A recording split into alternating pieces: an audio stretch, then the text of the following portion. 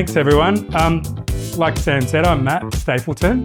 Up front, I'm not an accountant or a lawyer. I'm originally from Forbes, so don't hold that against me. And when I left, born and raised in Forbes, when I left Forbes, I went to university at Newcastle and studied industrial design. And from industrial design, I accidentally became a children's book illustrator, then fell into education. And I've got 4 businesses. And for the accountants, I've started everything on cash flow because in the beginning I didn't have any cash. But so from the 4 businesses, I employ about 107 people now across those 4 businesses. So the first business, Centre Support, where we do lots and lots of compliance and policies and procedures for early childhood centres. I've had about 4,000 childcare centres across the country as customers. And then from there, Australian Community Education College, which is a registered training organisation.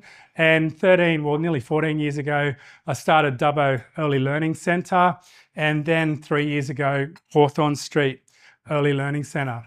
I've also got a psychology degree and I do research. So some of the research, babies in groups and how they interact, which is all about the origins of teamwork, which I could talk a lot about, but not for today. So let's get started about, AI. So when AI or ChatGPT first started, I just thought to myself, I'm just going to launch into it and I'm going to learn as much as I can and see how much I can use with my business and across my business. So 3 years later, having interesting chats with Sam said, I'll come along and do a presentation. So what is the AI and how it all works? Well, it's a large language model system and it all works on prediction. And it's predicting what comes next with text to start with. But it's been trained on billions and billions of words. And one of the negative features of AI is it was trained, well, many of them are trained on websites like LibGen, which is like an illegal website that just puts all books. So non-fiction, fiction, and anybody can download those books for free. So the negative part of that is authors of having their copyright basically ripped or shredded by AI to create this training environment.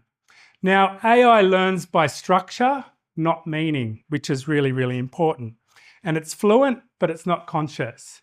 But you've got to think of it as if it's a large language model system, well, where does language start from? So language starts from the ancient Greeks as we know it. So from logos to logic.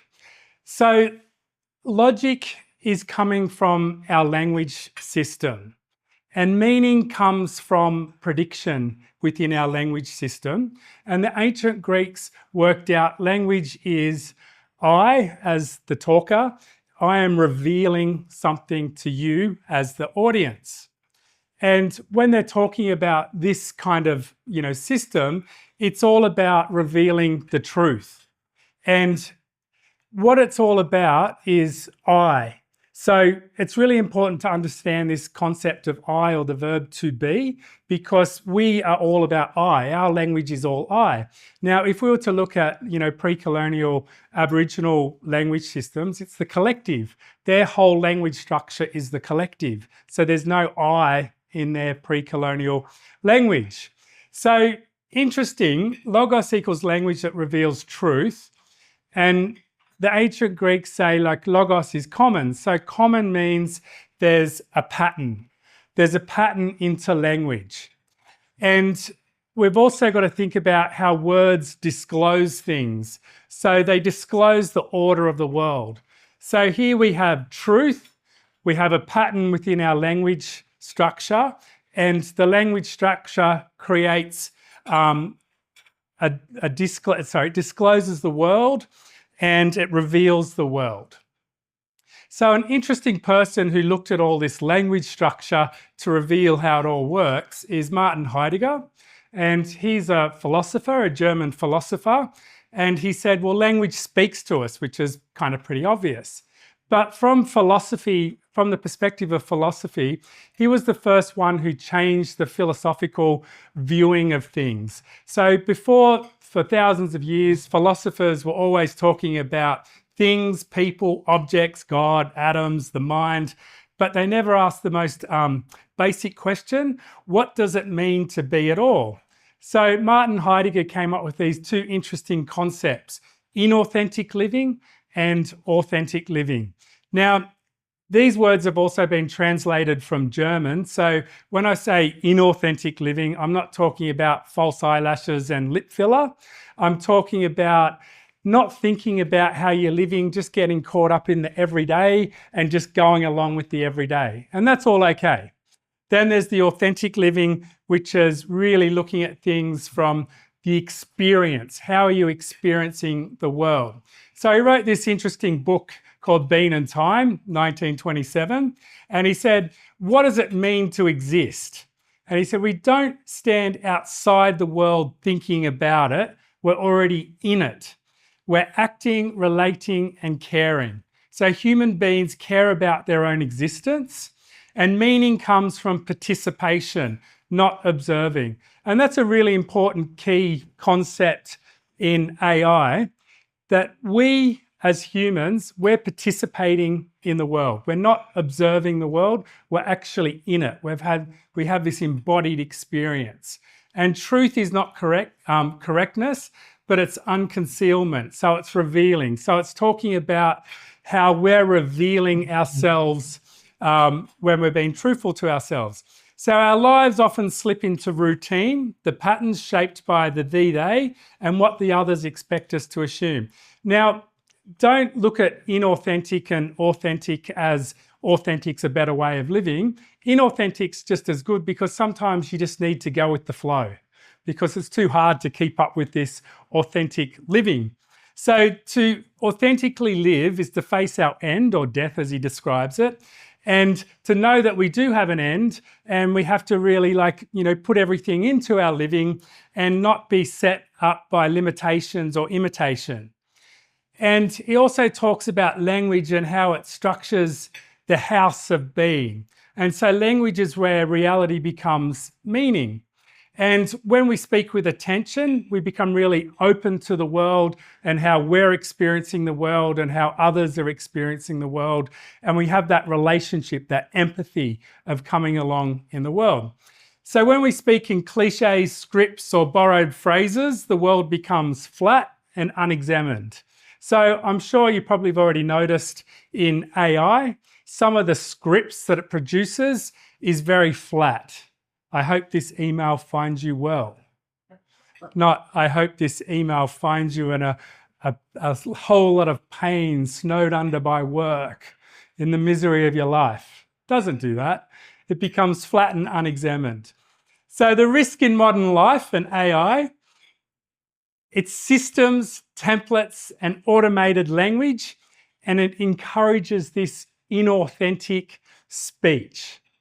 It's not living in the world because it doesn't have that ability to actually live in that world. It becomes the flat. So we rely on these preformed phrases. We risk living a life that we don't choose to live. So authenticity requires owning our language, and how we speak shapes what's real for us. So that's the hardcore philosophy bit. So the linguistic structure of the perfect sentence. So if you think again, back to AI, large language models. Well, language has a structure. And this structure, again, coming from the ancient Greeks, has really clear rules to our language, which AI just has perfected. So it has grammar, syntax, semantics, and pragmatics. So grammar, it always has a clear subject, verb, and object. The lawyer reviewed the document carefully. Why AI really likes that kind of structure is because it's easy to phase statistically, which means break into its parts. And then we have syntax in our language structure. So use predictable phrases and order. So subject, verb, object. So when you're in academic writing, you really have to go through every single sentence to make sure you've got your subject, verb, object into it to create that perfect sentence and the paragraph that comes next. So the accountants analyze data to ensure compliance. And then AI would look at that sentence, it's matched it with billions of examples and thinks, yes, that's good, I like that. Semantics. Meaning is unambiguous and literal. The child smiled at her teacher. Again, AI likes it, and it also avoids all that figurative risk in its language. So it can become a little bit sterile in its language. And the pragmatics, it fits the expected tone and context. Now that's a really important part, this tone, which I'll talk about, because it looks at language. So if we copy text into it, it will look for the tone, the pragmatics of that language, and it'll feed that tone back to you, which can have real problems. And please submit your report by Monday. So it reinforces the normal usage of everything. So AI models like ChatGPT optimized for this structure, syntactic predictability, not poetic or emotional truth. It's this very clean, sterile structure to it. AI has a hidden geometry. It has this balance and rhythm. So it creates this perfect sentence. And they basically have 2 or 3 clauses in each sentence with even stress and proportional phrasing into it.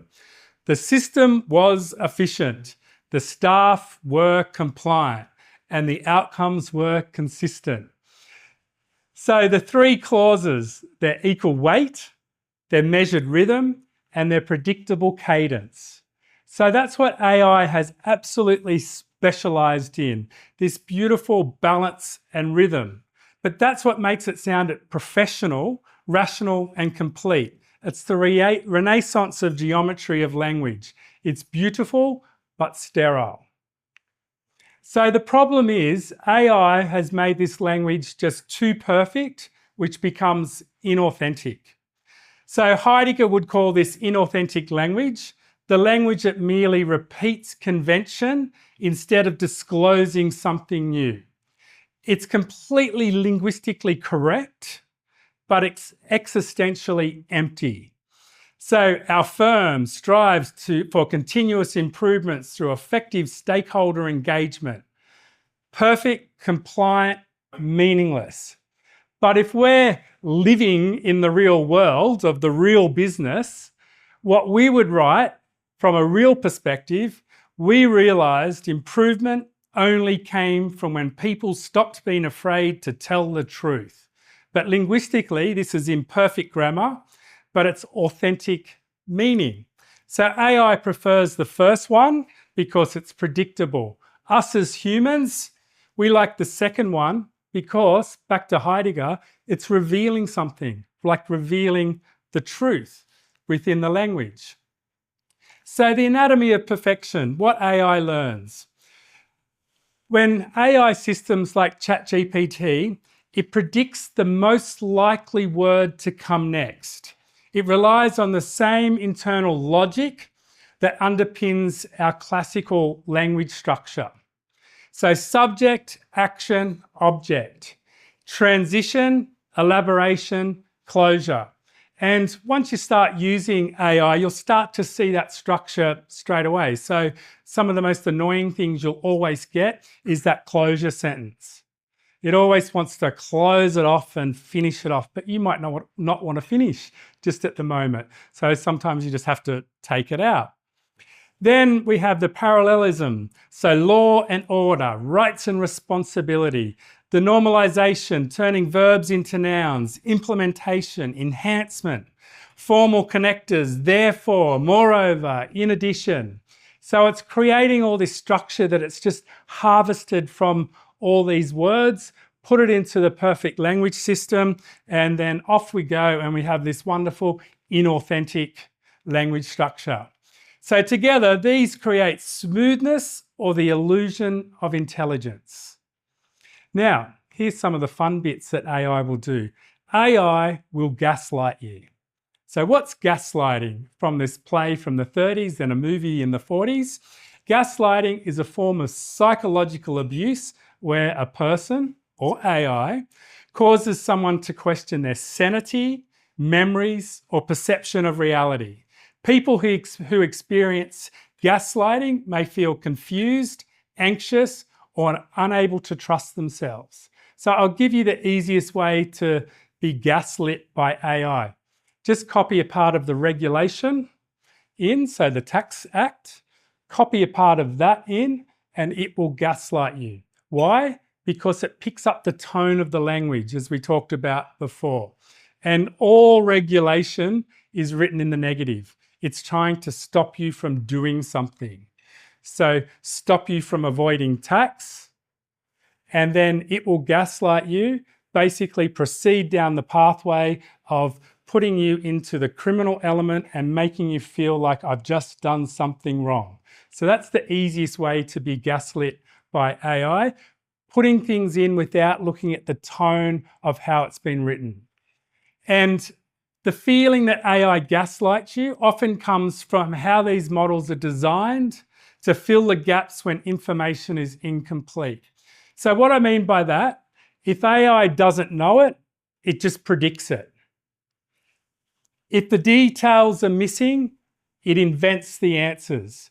And so there's been lots of cases that have come up, especially in law. It just makes up fake cases. It just predicts it.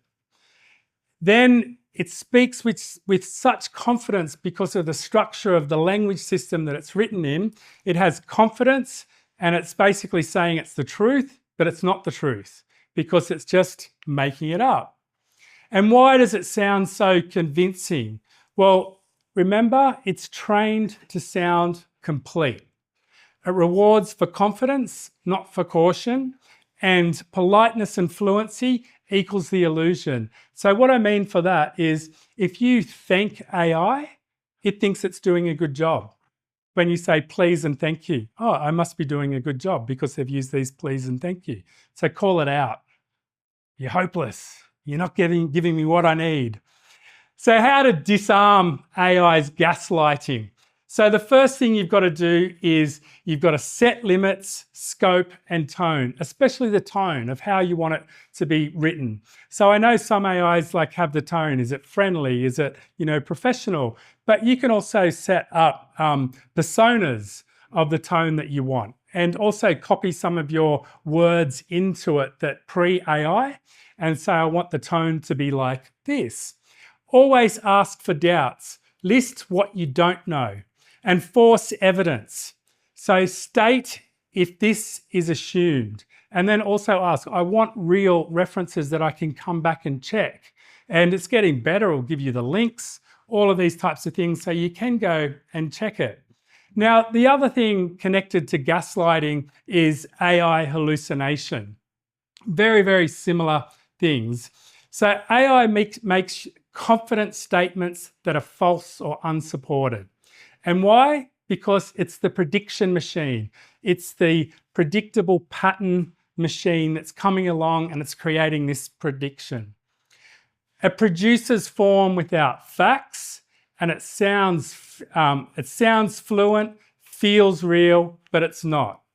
Prediction replaces truth when data is missing.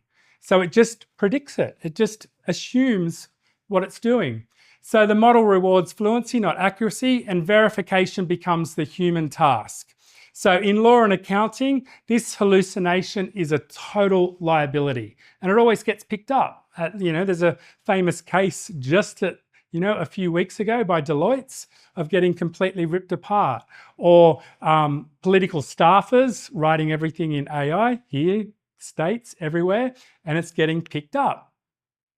So artificial intelligence sounds great, but AI is just a predictable pattern machine. And again, words are important. So if we remove artificial intelligence, because it's not artificial, it's a program. Is it intelligent? Not yet. It's just this predictable pattern machine. So if you start using the concepts of what it really is, then it changes the way we think about it or how we can use it. So you must give AI, or the predictable pattern machine, known structure. So for example, in early childhood world, until last week, we had a national law. Victoria just wrecked that last week for us. But in that national law also sits under the national regulation. But if I need to know things or reference that national law and regulation, I need to say the national law, early childhood Australia. Then I have to go to New South Wales. I have to say I'm in New South Wales. Then I'll even say I'm in regional New South Wales in Dubbo. And so why this is so important is because it'll reference the Australian national law, then the regulation, then I'll find section 7, which is also the New South Wales added sections, pages of it, of what we have to do differently to the national law. So you've got to give it those real structures of what you want to do. So having done many presentations and Sam adding his bit to it and Andrew adding his bit, it's the same with tax law. All of a sudden you've got a national tax law, but then you'll have the New South Wales regulations or stamp duty or all these types of things that will like sideswipe you into it. So you need to give it as much structure as possible. And when you give AI instruction, you have to over-instruct it. So I'll give you this great example. This is the Sydney Olympic torch. So when I used to be a designer, I worked for a company called Blue Sky, and there's a good friend of mine, Robert, who worked there, and Robert designed the Sydney Olympic torch. And it was a competition for, design agencies, and he won the competition. Now, if you were to attempt to design this torch in AI, you just couldn't do it. And I'll tell you why. Because the first thing is, Robert is Dutch, he's 2 meters tall, and he won't mind me saying this, but he's one of the laziest people in the world. And why this is important, lazy makes good designers. So he walked out of the studio in Paddington, attempted to hold his arm up and run down the block of Paddington, a Paddington block, that from here to that window away. And he went, oh, that's too hard. Oh, I think I could run with my arm down here. But if the torch is here, then I'll burn myself. So then the torch had to be long and beautiful. And also that arch is like a 2000-degree arc. So the things AI will never do, it won't have that human aha part to it. It won't have, so you can't program it, or you could program it or attempt to program it to say, radio, design a Sydney Olympic torch. Imagine you're a 2 meter tall, lazy Dutch designer. Would it still come up with that? Probably not. So you still need that human aha moments. So when I said 3 years ago, I just launched myself into AI and see where it could take me, some interesting things happen.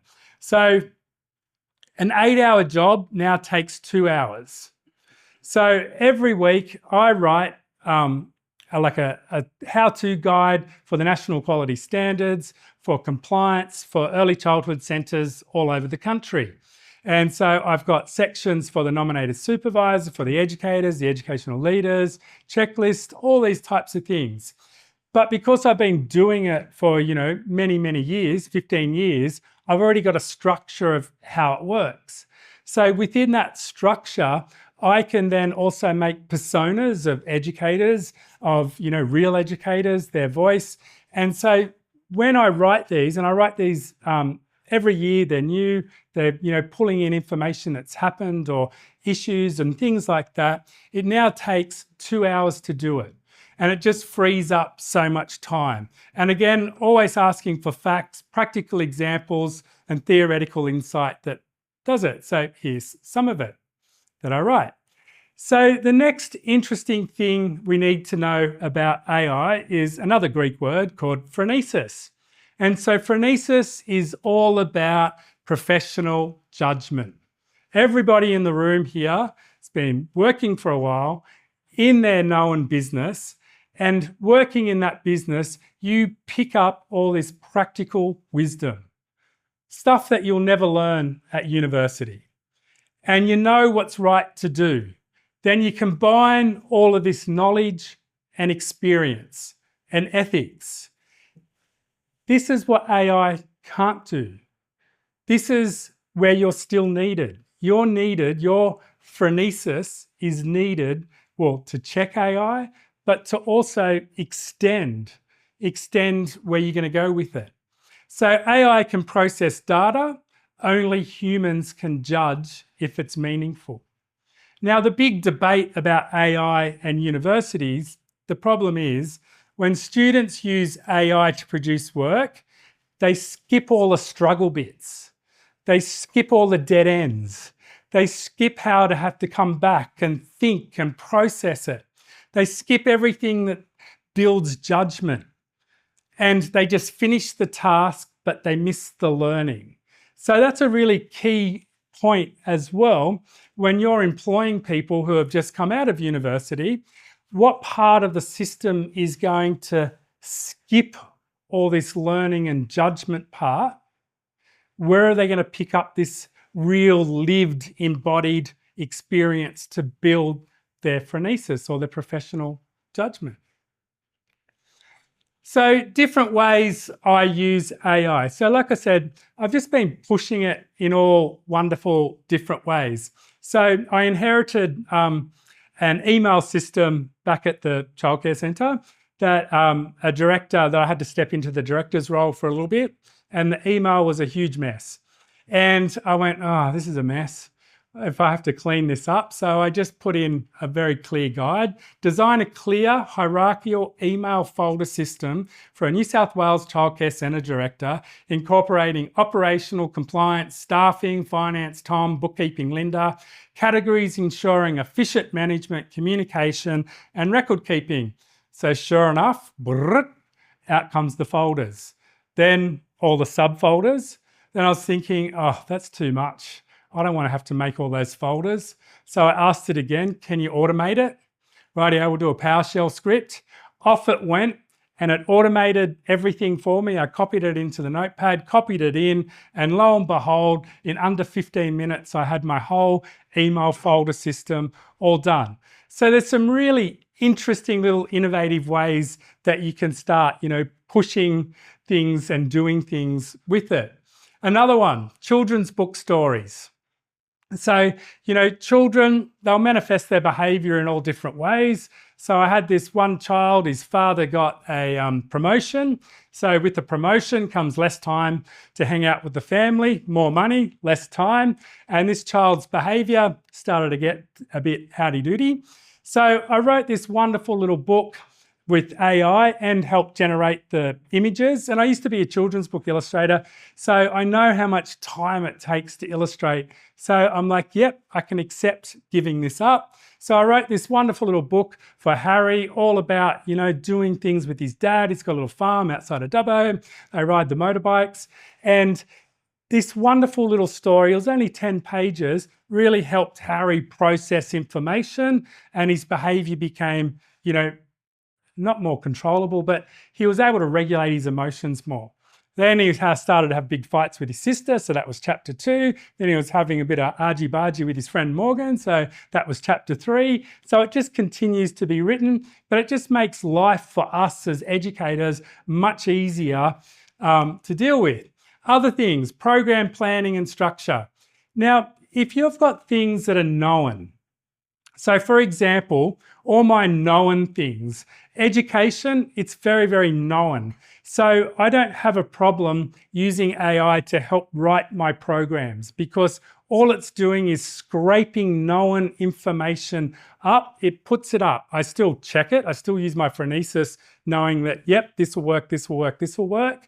I can then get it to create lesson plans for my educators with less experience. And so it gives them nice structure to do things with. And then all of a sudden, everybody's freed up with more time to do more wonderful things. Now, another interesting thing Sam told me to put in because it's interesting. I had a compliance visit and I had some, pretty nasty compliance officers.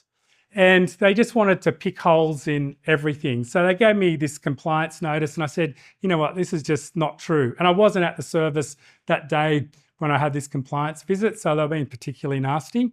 And so I wrote back, helping with the help of AI, knowing that they've only got 30 days to respond to a response that's challenging them. I had 14 days to respond in that way. And so, for example, I like all my children climbing trees. There's so many benefits of climbing trees. There's the strength in their shoulders to hold them up that sits them upright. So I would just put in some key points, 10 lines of what I knew, again, knowing my phronesis about education, fighting back about these compliance points, and 234 pages later, sending it back to the department. Now, to make things more fun, make sure you print it, scan it back in, move the pages a little bit every now and again, because you don't want them using a document to respond back to you in AI in an easy way. So again, using your professional judgment to extend things quickly. The other interesting space is an AI program called SciSpace. It's for research, but you can get into it, for free, it's good. But why this is good? Because it only uses known research papers. So when it generates a response, it's in columns. So you might ask it to look at the research paper and, discover the aim, the research gaps, summarize the findings, all this kind of stuff, and it puts it into columns. But the first column has the name of the research paper, the authors, the date, and if it's an open source paper, it'll actually have the PDF link. If it's not open source, it'll send you to the actual publisher to get it. And if you've got an academic library, you can go straight in and get it. So that's a real positive because it's not making stuff up. It's actually refining what's already known. So I know that there's some law AI systems that are coming into place that are only using known Australian case law like that SciSpace. Another one is, software, going through a software manual or trying to find how to do something. Because I've been using, the AI so much, it knows what I like. And so if I've, got a bit stuck in Excel or something like that, I'll just ask it and I'll describe it how, it makes sense to me. And off I go, or solving it. Even the other day, this Monday, I was having a bit of a stressful day. Lots of staff are calling in sick. And I'm sitting there thinking, how am I going to do this lunch roster? Keeping in ratios and all of this. And something that normally takes me, not long to do, but I was just getting a bit flustered and all of that. So I just copied my little roster in. It knows I'm in New South Wales. It knows my ratios. And within seconds, it had my lunch roster completely done. And it was really good. It was like, whoa, that's pretty easy to do. So let's go back to business.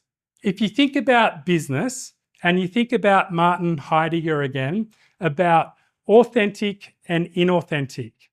Inauthentic, he talks about just getting swept up in the process, the system. So I was looking at what would be an inauthentic system within business and how would you define that inauthentic system in business? So the process I've thought about, which I use, is Six Sigma.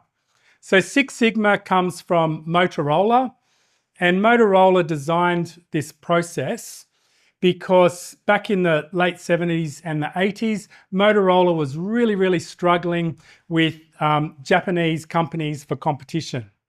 So they came along and designed this Six Sigma process. Now, Six Sigma, Greek, and it's a mathematical equation coming back to zero. And what the zero is making the least amount of mistakes in every single part of the process. So the first thing, they use this DIMAC system. So they say, well, let's look at all your processes within your business. So you define it, you identify the problem, you set clear goals. So data entry could be a huge problem. Or mistakes, where are all your mistakes getting made that's costing time in this process? Then you measure everything. So you collect data to really understand it and see where the current performance is. So you analyze it, you find the root cause of the data issue. and you look for the variations. Now you're seeing AI as this predictable pattern machine. You see where this is coming to now. So you improve, you develop and test solutions that drive better results. Then you control by standardizing the system and the improvements which sustains success. So if you were to start looking at your business systems and you think, what can I be inauthentic about? Which bit don't I need my professional judgment with? That's a good starting place to look for how AI could help in your business. So AI's impact on the legal profession. So it's shifting from this niche tools to create core legal workflows. So reviewing documents, researching, analysing contracts, drafting and summarising. But again, if you look at those words, this is the inauthentic process that it's good at. It's reshaping the role of the lawyer. So the routine tasks are becoming really automated, while the human work centres or strategy and judgment is becoming more important to it. So modern lawyers need both legal expertise and tech capability. So understanding AI, interpreting its output, and also managing the risk. And the business models. So clients are expecting faster output, more cost-effective services. So it's pushing firms more from the dollar bill focus, more into the outcome focused. So that's one way it's going with the legal system. So AI also levels the playing field. So small firms can now start to play up against the bigger firms because they can automate so much of that grunt work. And also changing the accounting world. So generative AI has moved from the hype to practical use in accounting. So Enzo, Ahara, Gaza, accounting pros, it's built in this custom automation where standard tools couldn't manage the high volume stuff. But again, you still need that professional judgment, the phronesis to come and check everything. So it's really including the metadata-based routines, the verification, all that hard work. But again, Sam had a great example about, where the problems become the core basis of why it's doing it. Because if you have that core basis, then you can pick up the anomalies. So all the anomalies. And some of the other anomalies that are happening with it is it won't recognize, the one I was thinking about is origin energy. So what's origin? But it hasn't got energy after it. So it might just chuck it into another account because it's not understanding, oh, that's your electricity. So again, really, when you're automating, setting all the rules and setting it all up. So the AI and the first tech bubble. So the first tech bubble was the diving bell. So I like read this great book called The 4 Pillars of Investment that basically looks at how investing has occurred in the world over a 2,500 year period. Interesting read if you're into that kind of stuff. And one of the first tech bubbles was the diving bell. So the first person to invent the diving bell found the gold. They got to the shipwrecks, they could bring up the gold from the shipwrecks, and it created this huge buzz. So that huge buzz then created everybody to invest into diving bell manufacturing. But everybody was, producing all these diving bells. So there was too many diving bells, not enough shipwrecks. All the gold had all disappeared because it was all found. And then the diving bell companies kind of all collapsed. So this is where I think we're at the moment with AI. It's everybody's looking for the gold. They're all producing their diving bell. But come back to Heidegger. So what's our next step? Because we're going to be bombarded with businesses trying to sell us something with AI. But if we keep coming back and looking for the authentic and the efficient business system.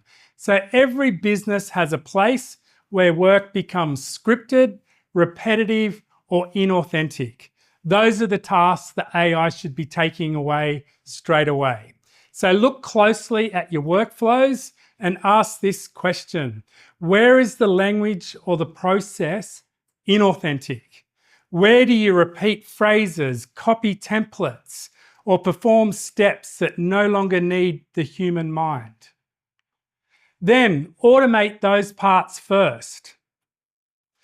Let AI clear the noise, the admin, the sorting, the drafting, data processing, and then decide where you're going to add the real human value.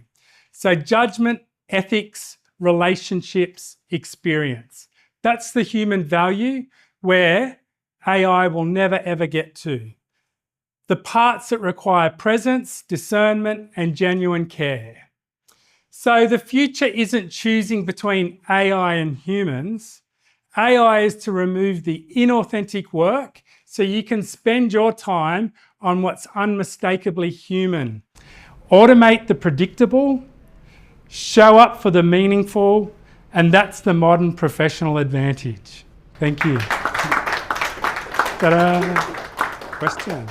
And the other interesting thing, like you said, like I've limited the work down to 2 hours. Well, it then gives me all the other hours to do the more fun things. Bike riding, working with children with autism, like, you probably won't find that fun, but I do. Like, really helping, it just makes life good. Well, it's interesting. Like like you just get bombarded with AI. But once you start thinking, well, what is my business system? Like I can't AI childcare yet. So then I think, well, what can I improve in it? Can I improve? Well, I can improve the program. I can improve this that helps educators do less of the paperwork so they're more with the children. Like keep thinking about your authentic part. It just depends. Like, so for example, when you've got sensitive information, you need it ring fenced around so it can't get out. So I pay for the expensive version of ChatGPT that gives me that business ring fence. But yeah, it just depends. But you've got to use it to a point where it gets to know what you want. Because if I go in, I give my friend Robert, the torch designer, he's at Electrolux. He's the head designer of Electrolux. And they use AI now to do a lot of their, design work. And I got the program that he uses, but because I was clunky on it, it was giving me awful things. But when I came back to ChatGPT, because it knew me more, it gave me better designs. So it's kind of, you've got to build, your working relationship with whatever. I think like my university stuff with SciSpace, ChatGPT cannot do like the literature reviews it can do because it'll just make it up. But so I think more specialized AI will come for like the accounting, the law firms, things like that, compared to the generic. That's really Yeah, my brother-in-law's at the Reserve Bank, and they, theirs is very ring-fenced, but like that's huge dollars to do it, but they need it, completely ring-fenced. But they're all on Copilot and things like that. But it's like it's same principle. It's going to be predictable. It's going to do this. It's going to do that, and just see where the diving bell ends up for your business. But if you keep looking at inauthentic, authentic, then you've got a pathway forward instead of being bombarded with get this. Yeah.